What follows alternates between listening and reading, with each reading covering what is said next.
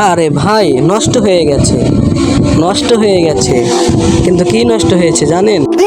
এই যে দেখতে পারতেছেন, আজকাল পোলাপানের হাতে মোবাইল। এই মোবাইলটা পেয়ে সবাই ফ্রি ফায়ারে আসক্ত হয়ে নষ্ট হয়ে গেছে। হুমুন্দি কহিরা আসুন আমরা পোলাপানকে মোবাইল হাতে না দেই। এই বয়সে ওরা পড়াশোনা করার কথা, কিন্তু আপনারা মোবাইল দিয়ে পোলাপানকে নষ্ট করছেন। আর যদি বাবার মোবাইল থাকে, ছেলে তো দেখবেই, দেখবে না কেন? তবে সে স্কুল বা মাদ্রাসা থেকে লেখাপড়া করে তারপরে বাসায় এসে মোবাইল দেখবে, তাতে কোনো সমস্যা নেই।